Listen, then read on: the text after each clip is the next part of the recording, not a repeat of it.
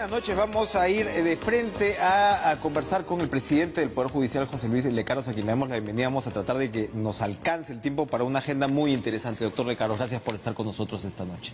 Buenas noches, gracias a usted por haberme invitado, ¿no? Y saludo a todos los televidentes.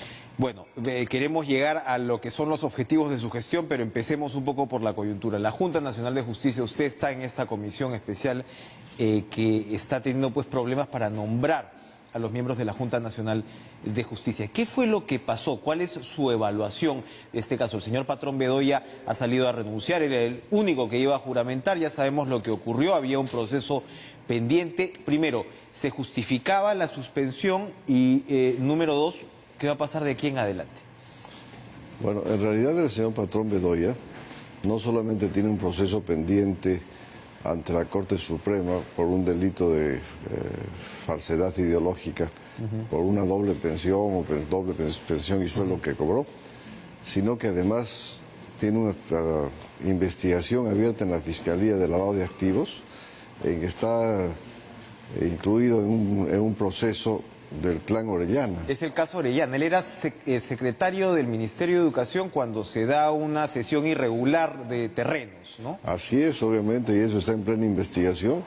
Tengo entendido incluso que la fiscal pidió el sobreseimiento y el fiscal superior ha ordenado que el proceso continúe, de modo que la situación pues, del señor Patrón no era muy clara y obviamente para ser miembro de la Junta Nacional de Justicia tienen que ser personas absolutamente idóneas y con una transparencia total en sus actos. Él mismo debió inhibirse, ¿no? Porque está sobre todo abierto este proceso. Había una apelación del Jurado Nacional de Elecciones, ¿sabes? Por supuesto que sí. Pero además de ello, el señor Patrón fue sancionado con una multa de varias unidades impositivas tributarias, ¿no? Por este doble cobro de pensión. Y esto ha sido ya ratificado incluso en un proceso contencioso administrativo en el Poder Judicial. Se le ha bajado el monto de la multa, pero la sanción se ha confirmado. Y es un impedimento para ser miembro de la Junta Nacional de Justicia el haber sido sancionado administrativamente. Ahora, él dice que entregó la información a la Junta a mediados de junio. ¿Qué pasó ahí? ¿No la discutieron ustedes? No es tan cierto. El señor Patrón, por escrito, cuando hizo sus descargos ante las pruebas de confianza, dijo que efectivamente había tenido, así en pasado, había tenido un proceso penal por esta doble cobro de pensión, pero que el proceso que había sido archivado por prescripción. Es decir, mintió a la Junta, a la Comisión, porque como se ha descubierto después o se ha verificado, el proceso no estaba archivado, sino seguía en trámite, porque la Corte Suprema había concedido un recurso de queja y por tanto se elevó en recurso de nulidad el proceso y el recurso de queja se concede solamente cuando se verifica que hay irregularidades en la resolución de la Sala Superior que había declarado prescrita la causa. No dio entonces toda la información. Ahora, ustedes, por supuesto, usted pues, es presidente del Poder Judicial, el otro señor es el defensor del pueblo, el otro señor es el presidente del Tribunal Constitucional. Cada uno tiene bastante chamba, ¿no?, en su propio rubro, pero bueno, se juntan, digamos, en esta comisión que tenía o tiene un secretario pues técnico que se supone que es el que se debería encargar de todos estos filtros. Es el señor Magno Abraham García Chávarri. Él viene, entiendo yo, de la Defensoría del Pueblo. ¿Es cierto que él ha renunciado? Sí, el día de hoy se me ha informado que el señor secretario técnico ha renunciado al puesto. Seguramente en la próxima sesión estaremos nombrando a su reemplazo. ¿Qué se va a hacer entonces? Ustedes sostienen que de todas maneras deberían cambiarse las reglas de juego. En un momento el defensor del pueblo había dicho que de repente lo que podrían hacer es comenzar por la evaluación curricular, ¿no? Y no enredarse de repente en las evaluaciones sin realmente llegar pues a la conclusión de que son personas idóneas. ¿Cómo poder salir de este atolladero y salvar a la Junta Nacional de Justicia? Bueno, en realidad las etapas del proceso están previstas en la ley. Tendría que cambiarlas el Congreso. Tendría que cambiarse, modificarse la ley.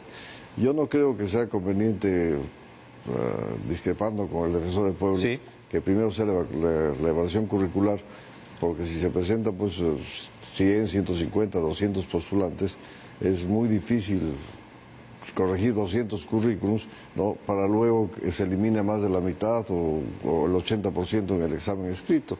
Entonces creo que el sistema de examen escrito inicial es el correcto y solo se evalúen los currículums de los que aprueben. Ahora, obviamente que el resultado del examen escrito, que ha habido que solamente 3 postulantes aprobaron, demuestra que ha habido fallas pues en su diseño, ¿no?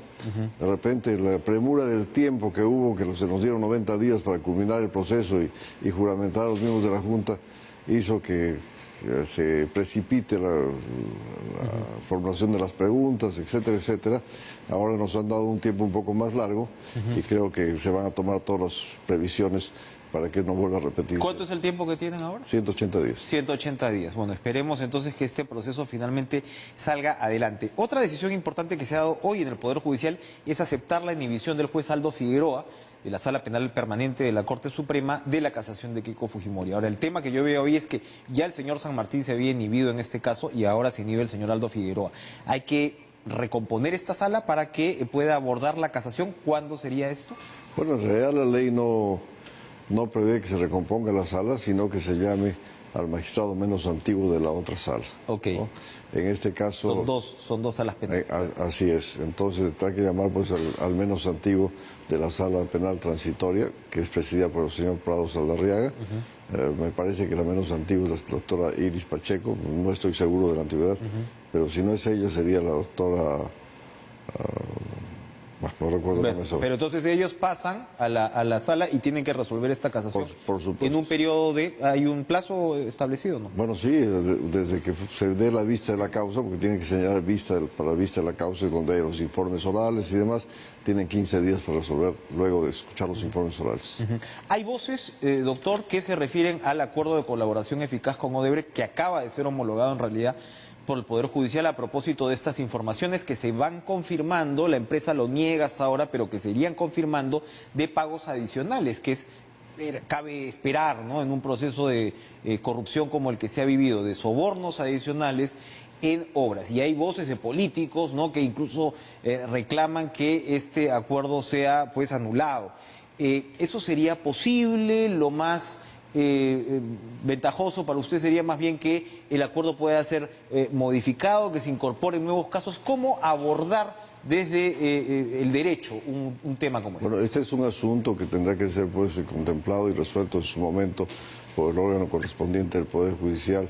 Y en ese caso yo le pido disculpas y me abstengo de dar cualquier opinión, porque el juez o jueza que tenga que resolver podría verse presionado por una opinión del presidente del Poder Judicial. Como es un asunto en trámite, preferiría no opinar. Entiendo, pero voy a insistir en otra cosita, a ver si nos puede ayudar a ver cómo se maneja esto procedimentalmente.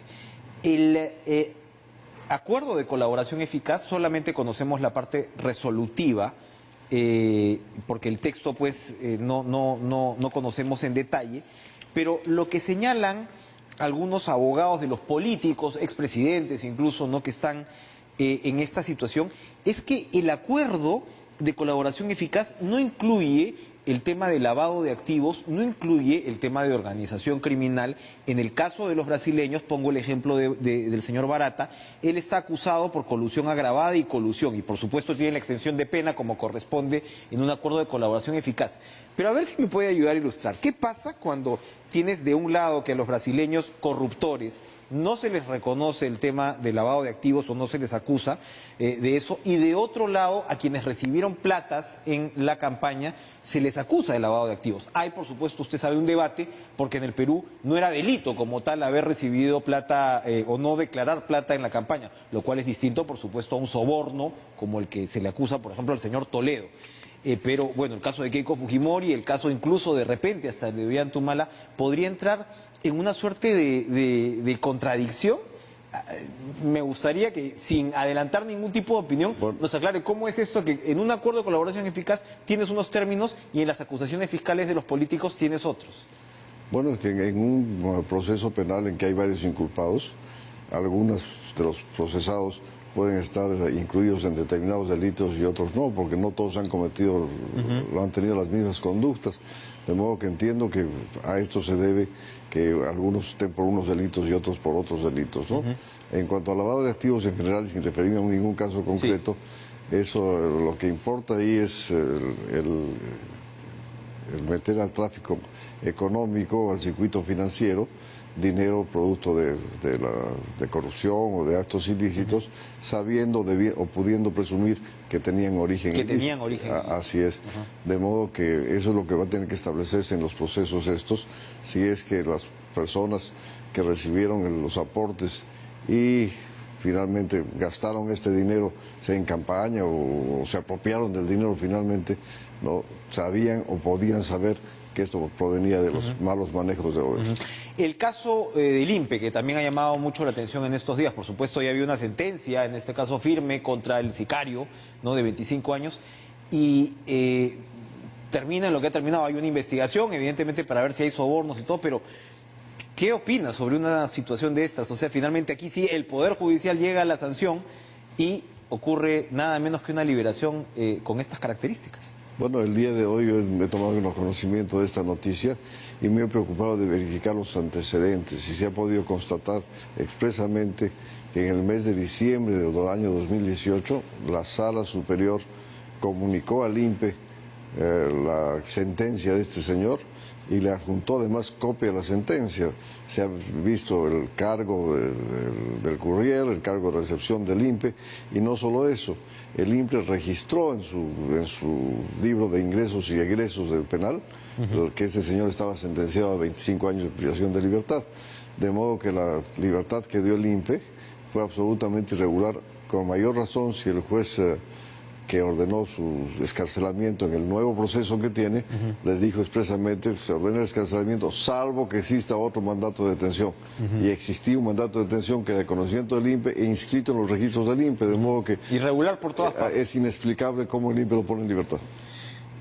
Para cerrar esta parte, el tema de la inmunidad parlamentaria, ya los congresistas habían rechazado, ¿no?, en este caso el asunto de la inmunidad, se ha vuelto a poner en el tapete a raíz de la cuestión de confianza. Hay un nuevo proyecto de ley, se discutió en algún momento que de repente tendría que ser o podría ser el Tribunal Constitucional, pero se ha vuelto finalmente a que sea pues finalmente la Corte Suprema. ¿Cuál es su opinión al respecto? Hay quienes dicen que habría pues un avasallamiento del Congreso, ¿no?, que se pierde el contrapeso de poderes. Explíquenos cuál es su posición. No es tan cierto eso, porque la Corte Suprema obviamente está totalmente capacitada para poder establecer si se levanta o no la inmunidad parlamentaria, porque para ello solamente hay que determinar si es que ese proceso que se sigue contra el congresista y que es materia de levantamiento tiene ribetes políticos o no, es decir, si obedece a una persecución política contra el congresista, ¿no? Y eso la Corte Suprema perfectamente lo puede ver. Ahora, en cuanto a que se desnivela el equilibrio de poderes, tampoco es verdad. Cuando un juez supremo comete un delito de función, es el Congreso quien tiene que aprobar la acusación constitucional y disponer su enjuiciamiento. Ahí no, el Congreso no autoriza que se le juzgue, el Congreso ordena que se le juzgue y el fiscal supremo, el fiscal de la Nación, tiene que incoar el proceso penal y el vocal de investigación preparatoria tiene que abrir esta investigación preparatoria, de modo que no es tan cierto que se vaya a ver un avasallamiento del Congreso, porque con el mismo criterio, el Poder Judicial diría, hay un avasallamiento del Poder Judicial por parte del Congreso cuando hacen una acusación constitucional. De modo que ese es precisamente el equilibrio de poder. Es precisamente una expresión. Así es la democracia. ¿No? Y claro, si es que ya, por ejemplo, si hubiera aprobado esa ley, seguramente un caso como el del señor Donaire, que está prófugo, o ahora el señor Dipas, no estaríamos lamentando, ¿no? Por supuesto. Estamos hablando pues de delitos comunes en ese caso. Así es. ¿No? Y bueno, ya sabemos que la inmunidad es precisamente para frenar lo que pueden ser excesos políticos y no debe ser alterada. Vamos a ir a una pausa y regresamos con el presidente de la Corte Suprema para hablar, por supuesto, de los objetivos de su gestión. Ya volvemos.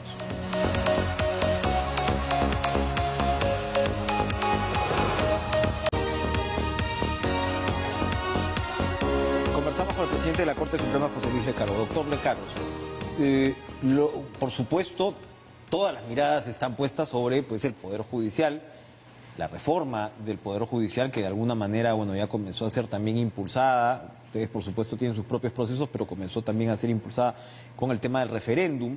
Y, por supuesto, quisiéramos saber cuáles son sus principales objetivos al respecto. Es una institución compleja. y más o menos que por ahí se mide el estándar de cómo va avanzando el país en institucionalidad. ¿Qué nos puede comentar? Bueno, uno de los principales objetivos de mi gestión es desterrar la corrupción, ¿no? El año pasado pues sufrimos un golpe muy fuerte con esto de los audios de los cuellos blancos, ¿no? Y estamos tratando de reponernos de ese golpe. Fue más o menos como que a un portaaviones que esté navegando, que es el Poder Judicial, le cae pues un torpedo en la línea de flotación. Entonces, efectivamente, porque si me permite, no su predecesor, sino el anterior, Duberlí Rodríguez, para él la corrupción no era el problema principal del Poder Judicial, lo dijo varias veces y probablemente, quién sabe, de buena fe. ¿No? Evidentemente fue algo que, como usted dice, fue un torpedo, ¿no? Hay dos extremos. El presidente Rodríguez prácticamente no reconocía corrupción en el Poder Judicial. Se le pasó y su la mano. sucesor, el presidente Prado, creo que exageró un poco en su diagnóstico de la corrupción. Porque el presidente Prado afirmó que varias cortes superiores se encontraban en situación similar a la del Callao. ¿Usted nos dice que no es así? Así es. El presidente Prado dijo en su momento que hasta 15 cortes estarían igual que el Callao, y eso obviamente que no es tan cierto, ¿no? Porque toda la sala plena se desplazó a provincias y se pudo constatar que no era cierta esa información. Yo en las dos provincias que fui, que fueron Trujillo y Cajamarca, encontré que no había mayores reclamos contra los magistrados. Más aún en Cajamarca me di con la sorpresa de que hasta las rondas campesinas y las rondas urbanas estaban felices con su Poder Judicial. Los reclamos eran contra la Fiscalía, contra la Policía, pero nadie reclamaba el Poder Judicial. De modo que creo que se exageró también ese diagnóstico de la corrupción. Hacia un lado y hacia el otro. Pero es innegable que hay corrupción. Obviamente. ¿Dónde está la corrupción y cómo combatirla? Obviamente que corrupción hay, pero como digo, no es en los niveles que se pensó. Ahora, hay jueces corruptos en algunas cortes, o en todas las cortes de repente algunos jueces corruptos. En Arequipa, por ejemplo, en mi tierra, hace poco han descubierto a un juez en plena coima, digamos así, está detenido, y así se van desencontrando pues estos malos elementos, pero creo que uno de los remedios para esta corrupción es un control interno muy estricto. Se ha ya dado una ley en que se crea el nuevo organismo de integridad y control, que lo maneja una persona que no es parte del Poder Judicial. Espero que este sea un remedio para erradicar los restos de corrupción que queden en el Poder Judicial. Y por otro lado, una Junta Nacional de Justicia idónea, con individuos capaces y sobre todo probos y drásticos, ¿no? Va a servir mucho para corregir esto de la corrupción, sancionar a los corruptos, además como prevención, porque aquel juez que sabe que tiene un organismo que lo está controlando y que lo va a sancionar si lo descubre, se va a cuidar mucho de cometer este corrupción. ¿Esto va, aparte de lo que haga la OGMA, la ODIGMA Bueno, es que la OGMA ya se va a reemplazar? La OGMA prácticamente ya ha desaparecido con esta nueva ley y va a ser reemplazada por este organismo de integridad y control del Poder Judicial, que, como repito, va a estar encabezado por un funcionario nombrado por la Junta Nacional de Justicia, pero que no es juez. ¿Por concurso público? Por concurso público. Así es. Interesante. Y espero que se nombre una persona pues absolutamente idónea. Usted viene impulsando el tema del expediente judicial, el expediente electrónico, perdón. Evidentemente, claro, con la concentración de casos, la carga procesal, uno piensa que por ahí va a avanzar. ¿También avanza el tema electrónico cuando hablamos del combate a la corrupción? ¿Favorece en esos casos Por esa supuesto, porque el expediente judicial electrónico, una de las cosas que va a lograr es la transparencia de los procesos, ¿no? Es decir, en Internet, en la red van a estar colgados los procesos, la gente va a poder seguir por la red el avance de los procesos, y el mejor control, mejor que la OJMA, mejor que la Junta Nacional de Justicia, es el control ciudadano.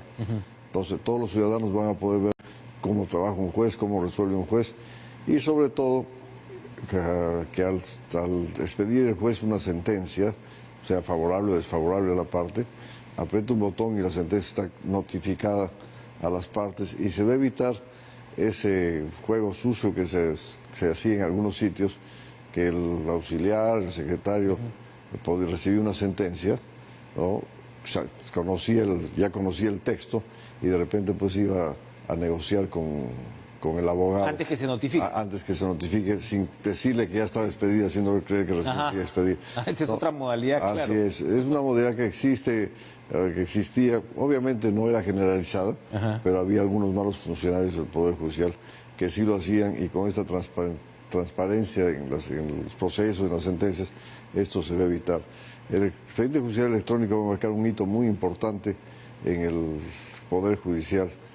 Así, y yo siempre hago esta comparación, así como en la historia hay antes de Cristo y después de Cristo, en el Poder Judicial va a ser antes del eje y después del eje, porque va a tener que cambiarse hasta la forma de pensar de los jueces, los empleados, los abogados, etcétera, etcétera, porque es una revolución en la ¿Para cuándo va a estar el proceso, número uno? Y número dos, ¿el MEF ya le aseguró los recursos para toda esta transformación? Bueno, sí, a la fecha ya hay pilotos en el área de la nueva ley laboral, ley procesal laboral, y en el área comercial, en algunos distritos judiciales, en Lima y en Lima Norte. Hay 76 órganos judiciales que ya tienen este piloto de expediente judicial electrónico con mucho éxito, y no se ha seguido extendiendo a los demás distritos judiciales por cuestión presupuestal, porque obviamente se tiene que adquirir equipos, etcétera, etcétera, servidores y demás. Pero felizmente hace una semana o 10 días el Banco Mundial ya aprobó un préstamo de 86 millones de dólares, me parece, que con la contrapartida del Estado peruano van a sumar como 380 millones de soles, que se va a invertir específicamente en el expediente judicial electrónico no penal. Con esto pensamos que se va a avanzar muchísimo en mi gestión. De repente no se va a concluir con todo el Perú, pero sí vamos a dejar sentado este expediente por lo menos en el 50% del territorio. Claro, cuando hablamos de no penal hablamos pues de casos como los juicios de alimentos, que representan una carga gigantesca, ¿no?, dentro del porcentaje del Poder Judicial. Así es, no penal quiere decir es civil, familia, contencioso administrativo, laboral, etcétera. Nos quedan 2 minutos, doctor Lecaros. El tema del Plan Estratégico de Desarrollo, que cuando hablamos de un Poder Judicial hacia el 2030, ¿cuál es el horizonte que tendríamos que ya avisorar? Bien, uno de los problemas del Poder Judicial es el escaso tiempo que tiene el presidente de turno para poder conseguir logros y mejorar la administración de justicia. ¿Qué sucedía? Un presidente pues entraba a su periodo, ¿no? Los primeros 6 meses o 8 meses estaba viendo, recién conociendo de qué se trataba el asunto, y cuando quería hacer algo, pues el tiempo de los 2 años habían transcurrido y dejaba todo a medio hacer. Venía un nuevo presidente y era borrón y cuenta nueva, lo que hizo el anterior no cuenta, porque no había un plan estratégico de desarrollo. El complejo de Adán, de siempre, en Perú, en el Estado peruano. Mi presidencia ha visto por conveniente hacer un plan estratégico de desarrollo hasta el 2030. Para ello se ha convocado una licitación pública, y según se me ha informado el día de hoy, el 3 de julio debe estarse adjudicando a la Buena Pro, a la empresa o al instituto que vaya a hacer este estudio. Entre los postulantes tengo entendido que está la Universidad Católica, ESAN, algunas entidades extranjeras, o sea, entidades de mucho prestigio y muy serias, y obviamente los términos de referencia los va a dar el Poder Judicial. Perfecto. José Luis Lecaros, presidente del Poder Judicial, muchas gracias por acompañarnos. Gracias a usted y buenas noches. Doctor Lecaros, vamos a ir a una pausa, regresamos con Cara a Cara.